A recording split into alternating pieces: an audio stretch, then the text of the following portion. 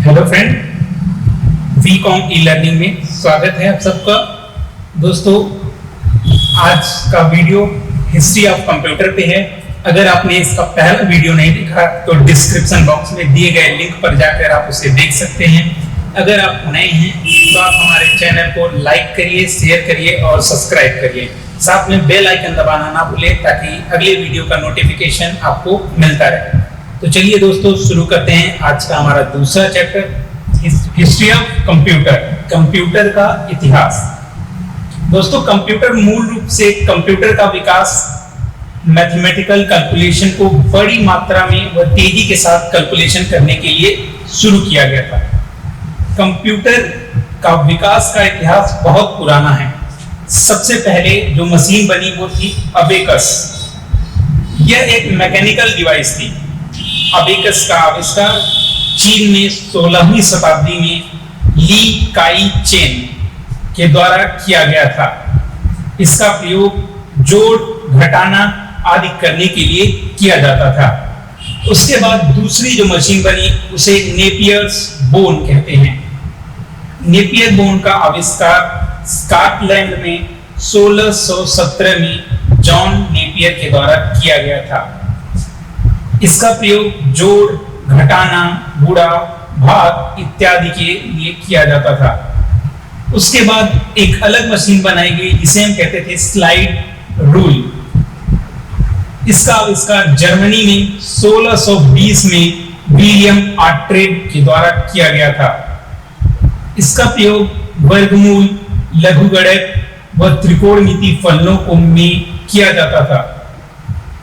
अगला मशीन बना pascal calculator. इसका आविष्कार 1642 में ब्लेज पास्कल के द्वारा फ्रांस में किया गया था। इस मशीन को हम पास्कलिन के नाम से भी जानते हैं। इसका प्रयोग जोड़, घटाना, गुणा, भाग इत्यादि के लिए किया जाता था।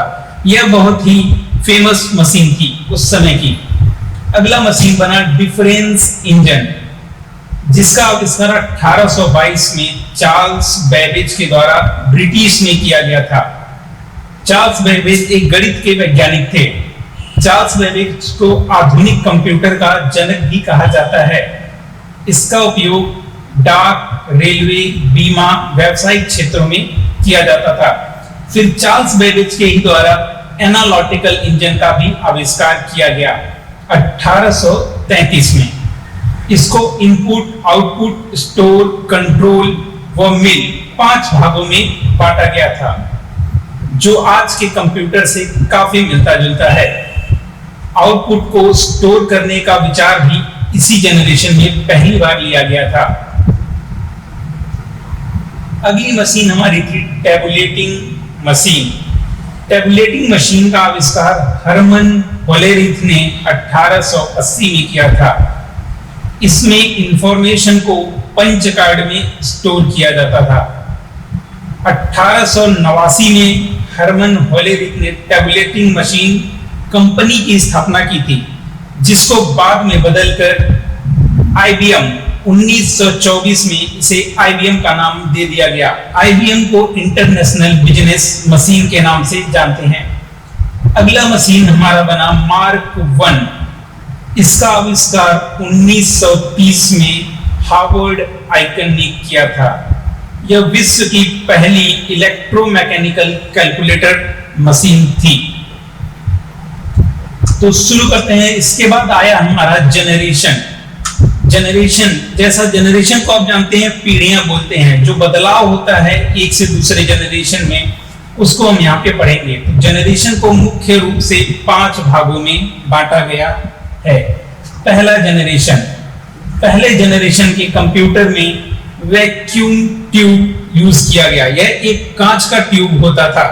यह लगभग 18,000 वैक्यूम ट्यूब यूज किया गया था, जिसके कारण हमारे पहले जनरेशन का कंप्यूटर काफी बड़ा होता था। स्टोरेज डिवाइस के रूप में मैग्नेटिक ड्रम का प्रयोग किया गया था। इनपुट, कंप्यूटर में इनपुट देने के लिए पंच कार्ड व पेपर टेप का प्रयोग किया गया था। इस जनरेशन के मुख्य computer ENIAC, EDIAC, UNIVAC, IBM 701 इत्यादि हैं। ENIAC विश्व का पहला इलेक्ट्रॉनिक कंप्यूटर था। इसका आविष्कार 1946 में जे परस्पर इकर्ट और जॉन मैचुली ने किया था।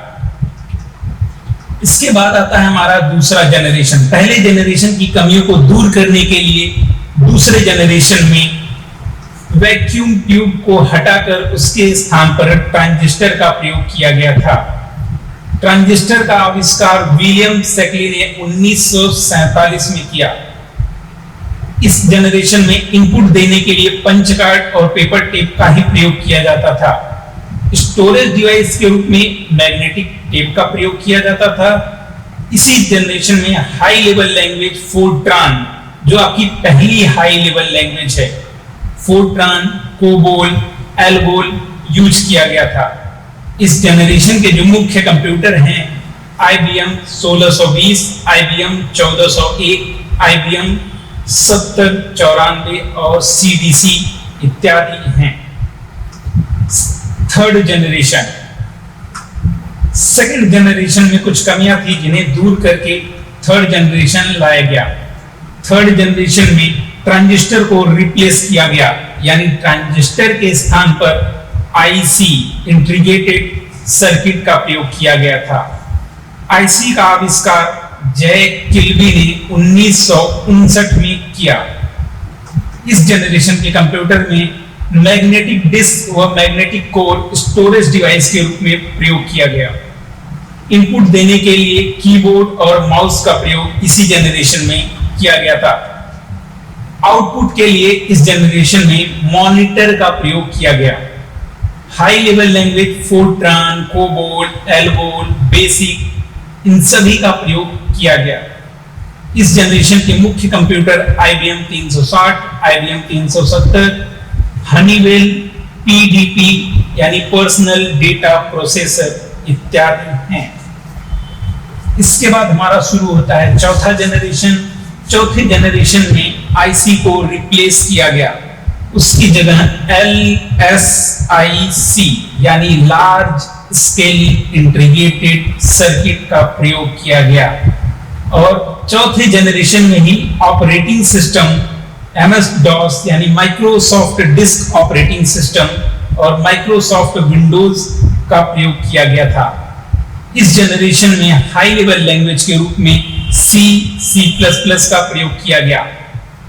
इस जनरेशन के कंप्यूटर IBM 4341, Star 1000 और DEC इत्यादि हैं। इसके बाद हमारा फिफ्थ जनरेशन आता है। इस जनरेशन में कंप्यूटर में ULSIC यानी ultra large scale integrated circuit का प्रयोग किया गया था। हाई लेवल लैंग्वेज इस जनरेशन में सारे लैंग्वेज प्रयोग किए गए, यानी फोर्ट्रान, कोबोल, बेसिक, जावा, C++। इस जनरेशन के मुख्य computer desktop, laptop, notebook, super computer इत्यादि हैं। तो दोस्तों, ये हमारा आज का दूसरा चैप्टर था। अगर आपको वीडियो पसंद आया तो आप इसे लाइक करिए, सब्सक्राइब करिए और शेयर करिए, और साथ ही बेल आइकन को प्रेस करिए ताकि आपको अगले वीडियो का नोटिफिकेशन मिलता रहे। धन्यवाद।